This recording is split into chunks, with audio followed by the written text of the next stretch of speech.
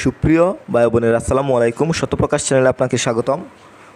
প্রধান বিদ্যুৎ পরিদর্শকের দপ্তর থেকে আবারও একটি নতুন করে নিয়োগ দেওয়া হয়েছে। আমি বিদ্যুৎ বিভাগের কথা বলছি। বিদ্যুৎ জ্বালানি ও খনি সম্পদ মন্ত্রণালয় থেকে আবারও নতুন করে একটি নিয়োগ দেওয়া হয়েছে।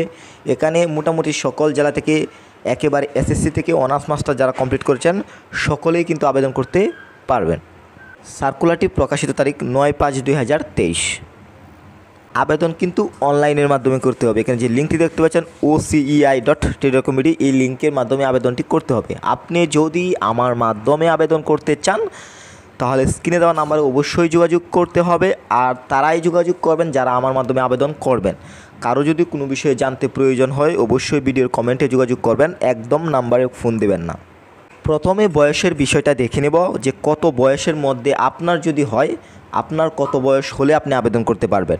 অবশ্যই কিন্তু 11/6/2023 অনুযায়ী, এখানে যে বয়সটি দেখতে পাচ্ছেন 11/6/2023 অনুযায়ী সাধারণ প্রার্থীদের ক্ষেত্রে বয়স হতে হবে 18 থেকে 30 বছর।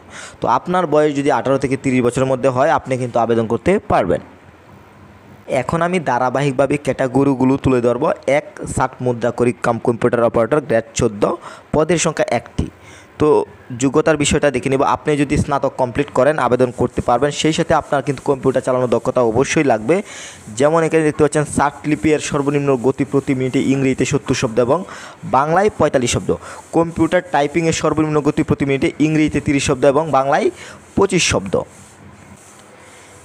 যে জেলার প্রার্থীদের আবেদন করার কোনো প্রয়োজন নেই, এখানে উল্লেখিত যে জেলাগুলো দেখতে পাচ্ছেন এই জেলাগুলোর আবেদন করার প্রয়োজন নেই, বাকি সকল জেলায় কিন্তু আবেদন করতে পারবেন। এখানে হাতে গোনা কয়েকটা জেলা ব্যতীত বাকি সকল জেলায় কিন্তু আপনারা আবেদন করতে পারছেন এই সবগুলো ক্যাটাগরিতে।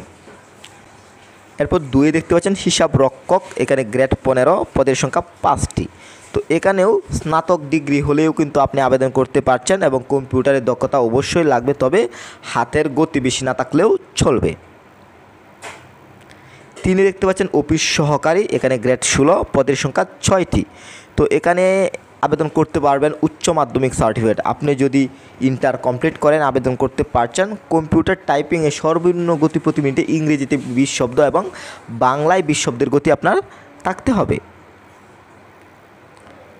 এরপর 4 দেখতে পাচ্ছেন অফিস সহকারী কাম কম্পিউটার মুদ্রা করে, গ্রেড 16, পদের সংখ্যা 5টি। তো এখানে কারা আবেদন করতে পারবে? উচ্চ মাধ্যমিক সার্টিফিকেট। এখানে সেম একই যোগ্যতা হলে আপনি আবেদন করতে পারছেন, ইন্টার কমপ্লিট হলে আবেদন করতে পারছেন। এছাড়া কম্পিউটারে টাইপিংয়ে সর্বনিম্ন গতি প্রতি মিনিটে ইংরেজিতে 20 শব্দ এবং বাংলায় 20 শব্দের গতি থাকতে হবে। তো আমি আপনাকে একটি বিষয় সাজেস্ট করব, এখানে যারা ফ্রেশ রয়েছেন, যারা কম্পিউটারের কাজ না পারেন বা যাদের গতি নেই তারাও কিন্তু আবেদন করবেন। কেননা পরবর্তী সময়ে চাইলে আপনি এই সামান্য 20 গতি কিন্তু আপনি করে নিতে পারবেন এবং কম্পিউটারের কাজটি 3 মাসের কোর্স করে কিন্তু আপনি প্রপারলি শিখে নিতে পারবেন। তো টেনশনের কিছু নেই, আপনি যদি ফ্রেশ হয়ে থাকেন আবেদন করতে পারবেন। 5 দেখতে পাচ্ছেন কম্পিউটার মুদ্রাকরিক কাম অফিস সহকারী, এখানে গ্রেড 16, পদের সংখ্যা 2টি। তো এখানে দেখে নেব কারা আবেদন করতে পারবে। উচ্চ মাধ্যমিক সার্টিফিকেট, এখানেও সেম একই যোগ্যতা হলে কিন্তু আপনি আবেদন করতে পারছেন। এরপর 6 দেখতে পাচ্ছেন হিসাব সহকারী, এখানে গ্রেড 16 অনুযায়ী বেতন দেওয়া হবে, পদের সংখ্যা 3টি। এখানেও উচ্চ মাধ্যমিক সার্টিফিকেট, তবে একটি বিষয় লক্ষ্য রাখতে হবে, হিসাব সংক্রান্ত কাজে 2 বছরের কিন্তু অভিজ্ঞতা অবশ্যই লাগবে। সবশেষে অফিস সহায়ক, গ্রেড 20 অনুযায়ী বেতন দেওয়া হবে, পদের সংখ্যা 8টি। তো এখানে এসএসসি পাস, আপনার কোনো অভিজ্ঞতা লাগবে না, এসএসসি পাস হলে কিন্তু আপনি আবেদন করতে পারছেন। আমি আগেই বলেছি আবেদনটি কিন্তু অনলাইনের মাধ্যমে করতে হবে। এখানে যে লিঙ্কটি দেখতে পাচ্ছেন ocei.tedcomedy, এই লিঙ্কের মাধ্যমেই কিন্তু আবেদনটি করতে হবে। আপনি যদি আমার মাধ্যমে আবেদন করতে চান তাহলে স্ক্রিনে দেওয়া নাম্বারে অবশ্যই যোগাযোগ করবেন। তো আবেদনটি শুরু হতে চলেছে 11/5/2023। আপনি চাইলে 11 তারিখ থেকে কিন্তু সকাল 10টা থেকে আবেদন করতে পারছেন এবং আবেদন জমা দানের শেষ তারিখের সময় 11/6/2023 বিকাল 5 ঘটিকা। এখন বলবো যে এই সার্কুলারটিতে আবেদন করার জন্য আপনার কত টাকা প্রয়োজন হবে।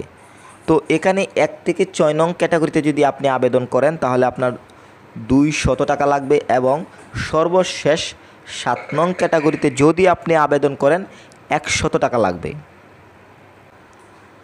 এছাড়াও সার্কুলারটিতে আরও আদার্স অনেক রুলস দেখতে পাচ্ছেন। এই রুলসগুলো এই মুহূর্তে প্রয়োজন নেই, যেগুলো প্রয়োজন সেগুলো কিন্তু আমি বলেছি। এখন দেখে নেব সার্কুলারটি কার দায়িত্বে রয়েছে। এখানে দেখতে পাচ্ছেন আবুল কায়ের মোহাম্মদ আক্কাস আলী, প্রধান বিদ্যুৎ পরিদর্শক, যুগ্ম সচিব, প্রধান বিদ্যুৎ পরিদর্শকের দপ্তর। তো তো এই হচ্ছে বিদ্যুতের সর্বশেষ সার্কুলার। আশা করি পুরো সার্কুলারটি বুঝতে পেরেছেন। কারো যদি বুঝতে অসুবিধা হয় অবশ্যই ভিডিওর কমেন্টে যোগাযোগ করবেন, আমি আনসার দেওয়ার চেষ্টা করব। আর নাম্বার এবং হোয়াটসঅ্যাপ নাম্বার তাদের জন্যই যারা আমার মাধ্যমে কাজ করতে চান। তো অবশ্যই বলবো, আপনি যদি আমার মাধ্যমে আবেদন করতে চান স্ক্রিনে দেওয়া নাম্বারে অবশ্যই যোগাযোগ করবেন। মাত্র 50 টাকায় ঘরে বসে কিন্তু আপনি সার্ভিসটি নিতে পারবেন। সবার সুস্বাস্থ্য কামনা করছি। আল্লাহ হাফেজ।